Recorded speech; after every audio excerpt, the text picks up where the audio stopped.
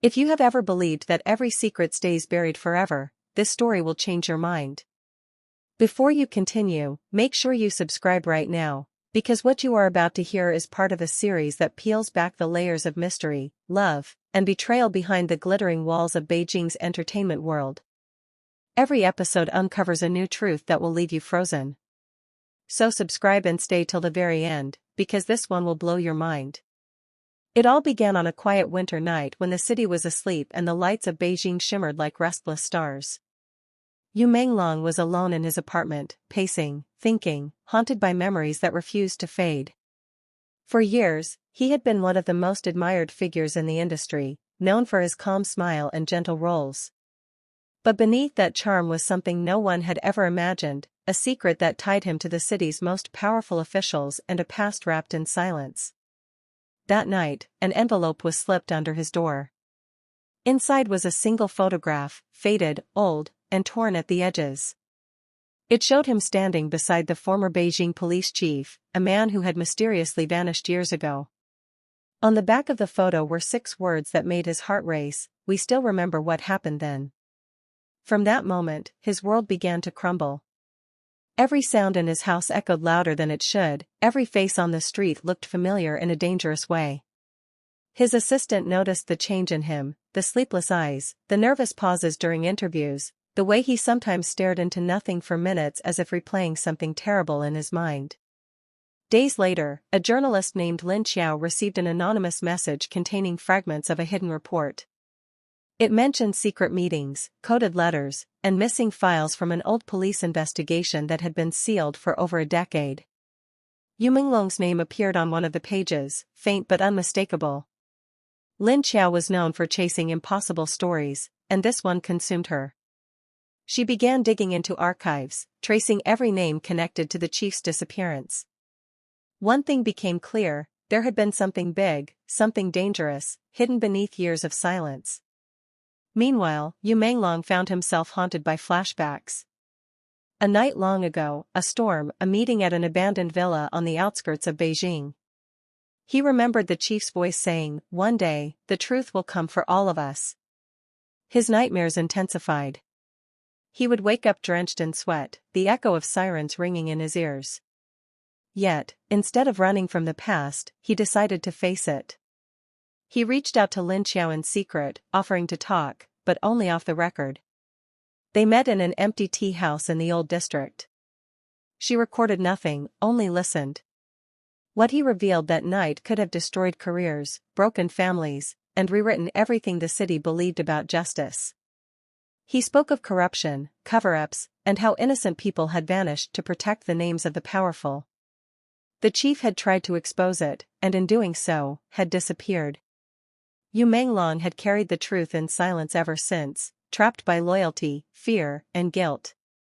But Lin Xiao wasn't the only one watching. From the shadows, others had been waiting for this story to surface. Once word spread that an investigation might reopen, strange things began happening: phones tapped, files erased, and those close to Yu Menglong receiving silent warnings to stay away.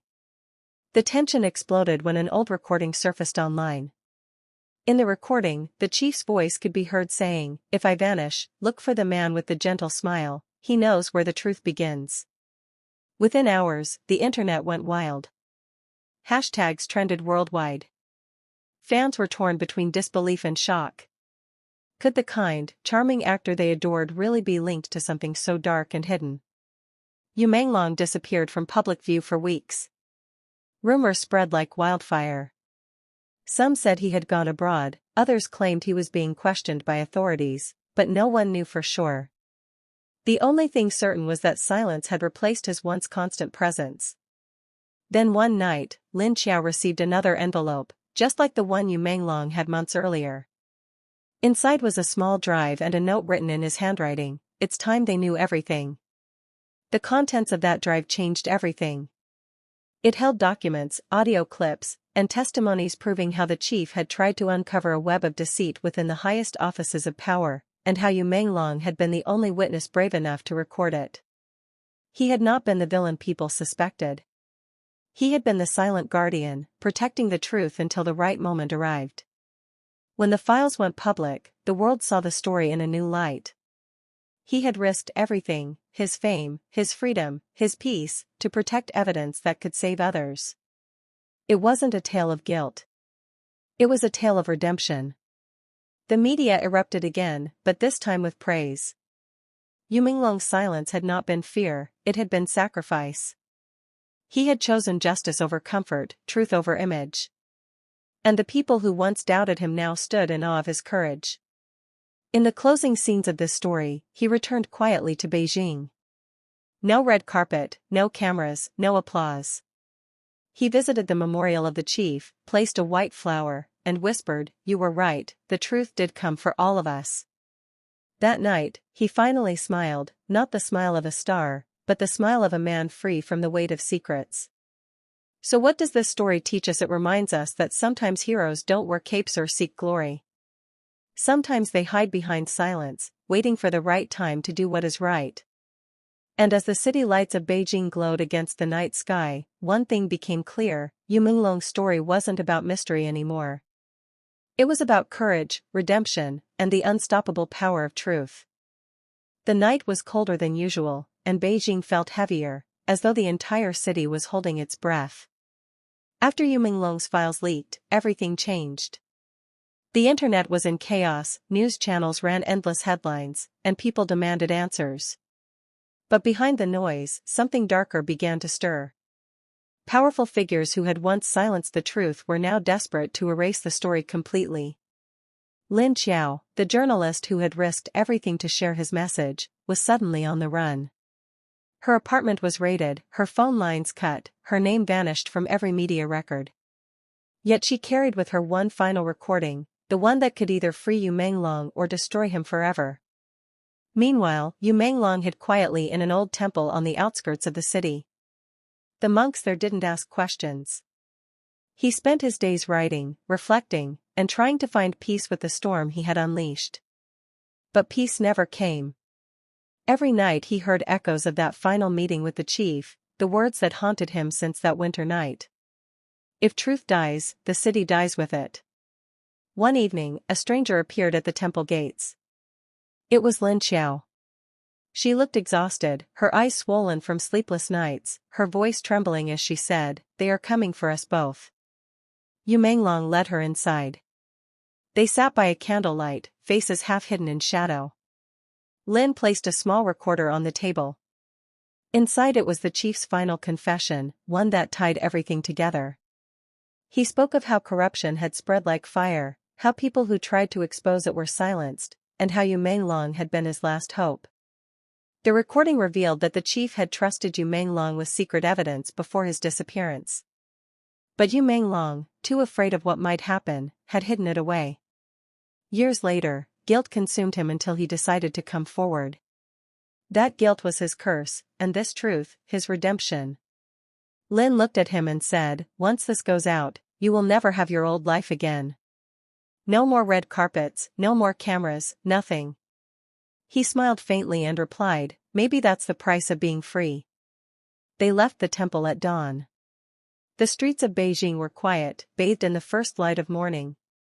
They walked through alleys, past sleeping shops and empty markets, until they reached the broadcasting tower. It was the only place left that could still send a message no one could stop. Guards tried to block them, but Lin flashed her old journalist badge, pretending to be on assignment. Inside, the air was tense. Yu Menglong looked around, remembering the faces of people he once trusted but who had turned against him. There was fear in his eyes, but also calm determination. When the system powered up, Lin pressed play. The chief's voice filled the room. His confession echoed through every device connected to the network. The people of Beijing stopped in their tracks as his voice played across radios, televisions, and phones. "If you are hearing this, it means I failed to protect the truth. But know this, truth has a way of surviving through those who refuse to remain silent." The broadcast lasted 10 minutes. By the time it ended, the city was awake. Officials were called into emergency meetings, reporters flooded the streets, and people began demanding justice for what had been buried. Yu Menglong and Lin stood side by side as the sun rose over the skyline. For the first time, he didn't hide. He looked out over the horizon, his face calm, his eyes wet, and said softly, "It's over." But it wasn't. The powerful men behind the silence moved quickly. Arrest warrants were issued, files were seized, and for days, the world didn't know where Yu Menglong or Lin had gone. Rumors spread that they were detained, others said they had fled the country, and some believed they had disappeared forever. Then, weeks later, a letter surfaced online. It was written by Yu Menglong, addressed to the people. The handwriting was unmistakable. "I have no regrets. I lived in silence for too long, but silence feeds lies. If this message reaches you, it means the truth is finally free. Do not look for me. Look for what I fought for. One day, justice will no longer be a whisper but a voice heard by all." The letter went viral. Hashtags trended across the world.